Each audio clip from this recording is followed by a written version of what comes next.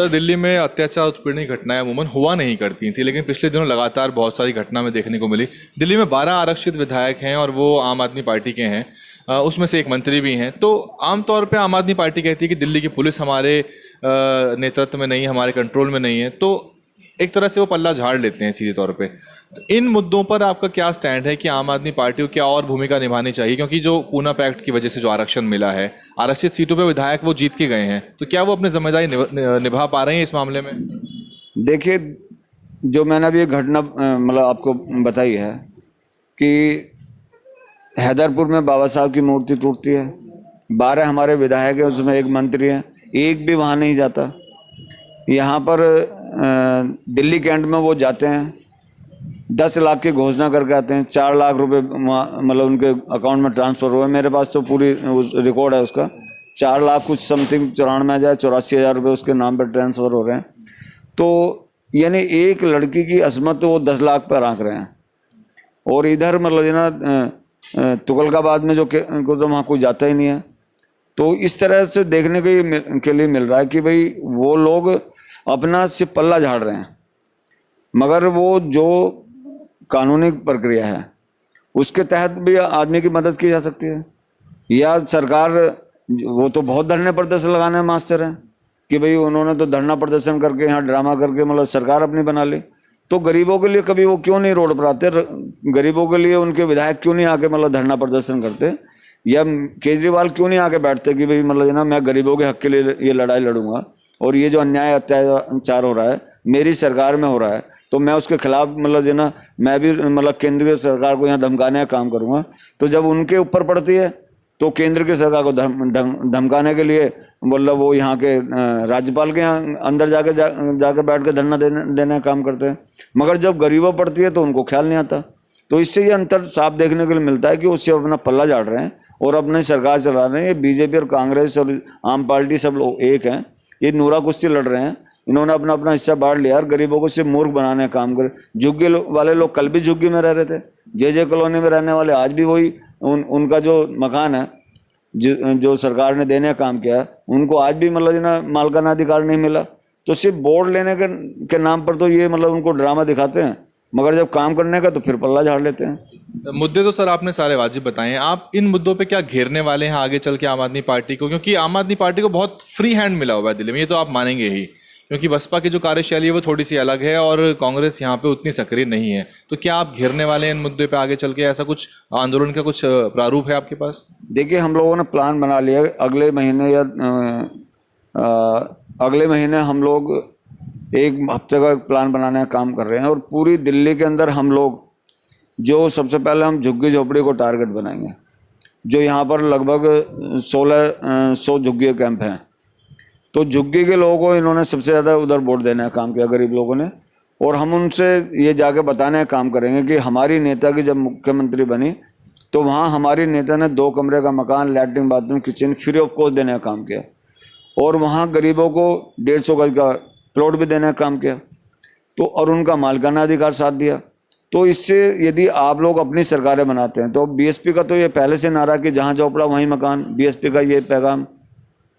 तो हम उन्हें बताने का काम करेंगे, एक बार तुम अपनी बीएसपी की सरकार बना के दिखाओ, देखो। और फिर यदि जहाँ आपकी झोपड़ी है वहीं हम मल्टी स्टोरी बिल्डिंग बना के आपको ना दें तो आप बताएं।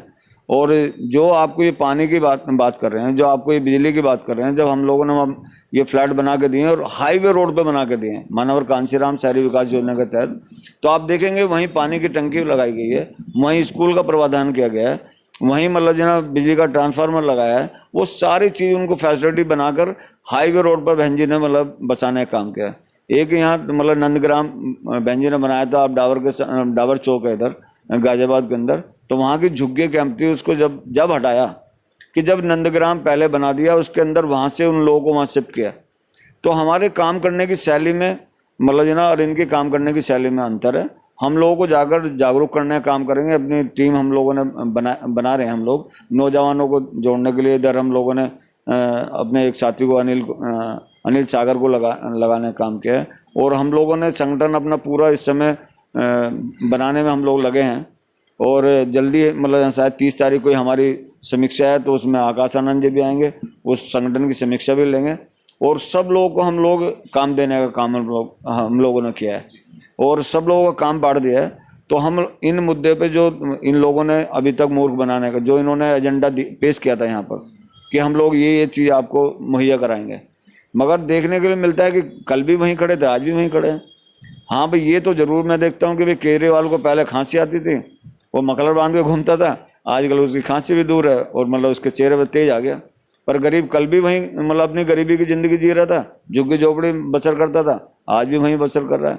तो उसके हालात में तो कोई परिवर्तन आया नहीं। मगर हाँ, लोग ये मुख्यमंत्री और इन लोग मंत्री बन के इन्होंने अपना मतलब ना अपने आप को जरूर मजबूत करने का काम किया है। तो इन मुद्दों पे हम लोग उनको घेरेंगे और हम लोगों ने प्लान बना लिया है। अब अगले महीने देखेंगे कि हम लोग कुछ चमत्कार दिल्ली में करने वाले हैं। एक आखिरी सवाल से कंक्लूडिंग सवाल है, 2022 में जो नगर निगम चुनाव होंगे उनमें किन मुद्दों को लेके आप जनता के बीच में जाने वाले हैं? और जो 14% का सर वोटर था, क्या उसका कोई डेटाबेस आप तैयार कर रहे हैं अपने कार्यकर्ताओं के, क्योंकि दिल्ली में मौजूद है वो बसपा को वोट डालने के बाद आम आदमी पार्टी को वोट डाल चुका है, तो क्या उस तक पहुंचने के लिए कोई इस तरह का संवाद कार्यक्रम? देखिए, अभी हमने कैडर कैंप लगाना शुरू किए हैं और अभी हम लोग लगातार विधानसभा में जाकर कैडर कैंप लगाने का काम कर रहे हैं और क्षेत्र में जा के मीटिंग करने का काम किया। हम लोगों ने टारगेट बनाया कि प्रत्येक दिन एक विधानसभा में एक मीटिंग करनी निश्चित है। और जो हमारे भाईचारा कमेटी हम लोगों ने बनाई है, जिसमें हमने अपर कास्ट के लोगों को, मुस्लिम समाज के लोगों को, ओबीसी समाज के लोगों को जिनको जगह दी है, तो उनको वो भी जाकर पर डे एक मीटिंग करने का काम कर रहे हैं। तो लगभग 150 मीटिंग डेली हमारी मतलब चल रही हैं। और उसके अलावा हमने नौजवानों को तैयार करने के लिए एक साथी को और लगा दिया, वो भी पर डे मतलब ना एक एक दो मीटिंग कहीं ना कहीं क्षेत्रों में कर रहे हैं। तो इस तरह मतलब पूरा तैयारी कर हम लोग मतलब मैदान में आएंगे। और इस बार देखने के लिए मिलेगा आपको कि जो वोटर उधर गया है उसको ये एहसास भी हो चुका है, और चाहे वो केंद्र की सरकार है चाहे वो राज्य की सरकार है, इन लोगों ने एहसास करा दिया कि हमारा भला अपनी पार्टी में, अपने दल में जो हमारे मसीहाओं की चाहत थी कि अपना दल होना चाहिए, अपना बल होना चाहिए, अपना झंडा होना चाहिए, अपना नेता एक होना चाहिए, उसके साथ मतलब जो आपको खड़े होना चाहिए। तो लोगों की में सोच बनी है। तो इस बार देखने के लिए मिलेगा कि वो वोटर वापस चल कर आएगा। और ये निगम का चुनाव है, बेस चुनाव, छोटा चुनाव है, इसमें मैन टू मैन चुनाव होगा। तो इसमें ज़्यादा हम लोगों को, क्योंकि 272 सीट हैं, तो 272 की 72 सीट पर हम चुनाव लड़ने का काम करेंगे और वहाँ जाकर लोगों से मिलेंगे। तो जो इनकी कमी है उन कमजोरियों को मतलब लोगों के सामने बताने का काम करेंगे। और जो बहुजन समाज पार्टी के जो कार्य हैं, जो उनकी कार्यशैली है, उसको जाकर लोगों से बताने का काम करेंगे। तो निश्चित लोग जो ना मतलब परिवर्तन चाहते हैं, तो मतलब वो इस बार लौट कर वापस आएंगे। सर, बातचीत के लिए बहुत बहुत शुक्रिया। थैंक यू, धन्यवाद।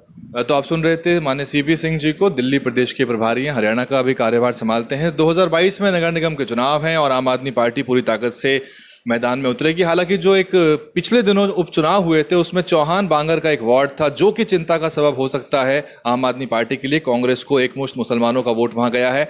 और भी वहां जो मरकज का मामला हो, चाहे वो ताहिर हुसैन को जो मामले की जो हैंडलिंग थी, उस सब को लेके दिल्ली का जो मुस्लिम समाज है वो भी बहुत ज़्यादा सतर्क है। साथ ही दलित और पिछड़े जो हैं, विशेषकर सफाई कर्मी जो हैं, कॉन्ट्रैक्ट पे जो काम करते थे, उनकी पक्के होने के जिस तरह के वादे किए गए थे आम आदमी पार्टी सरकार द्वारा, वो नहीं हो पाए हैं। बहरहाल 2022 में 5 राज्यों के चुनाव के अलावा नजर दिल्ली पर भी बनी रहेगी। आप देख रहे थे DNN हिंदी, मैं हूं वैभव कुमार।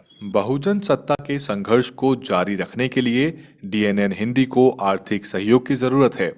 सहयोग राशि सीधे हमारे अकाउंट में या फिर गूगल पे, फोन पे और पेटीएम के जरिए भी भेज सकते हैं।